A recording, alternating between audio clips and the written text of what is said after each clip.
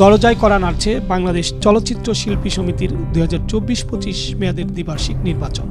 আগামী 19 এপ্রিল নির্বাচনী মাঠে মুখোমুখি হতে যাচ্ছেন শিল্পীরা। এবারের নির্বাচনে কেউ সরে দাঁড়াচ্ছেন, আবার কেউ আগের প্যানেল থেকে সরে অন্য প্যানেল গড়ছেন। ইতিমধ্যে চলচ্চিত্রের মুভি লর্ড খ্যাত মনোয়ার হোসেন দীপজল ও মিশা সওদাগর এক হয়ে নির্বাচন করছেন বলে জানিয়েছেন। এবারের নির্বাচনে সমিতির বর্তমান সভাপতি ইলিয়াস কাঞ্চন আসন্ন নির্বাচনে অংশ নেবেন না বলে জানা গেছে। তাই তার প্যানেলের সাধারণ সম্পাদক নিপুণ আক্তার খুঁজছেন নতুন সভাপতি। ইলিয়াস কাঞ্চন সরে যাওয়ায় নিপুণ বিপাকে পড়েছেন। এরই মধ্যে সভাপতি পদের জন্য চিত্রনায়ক শাকিব খানকে প্রস্তাব দিয়েছিলেন তিনি, কিন্তু শাকিব রাজি হননি।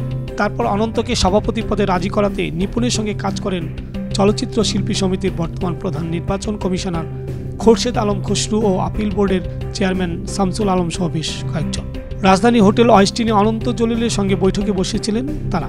অনন্ত জলিলও না করে দেন।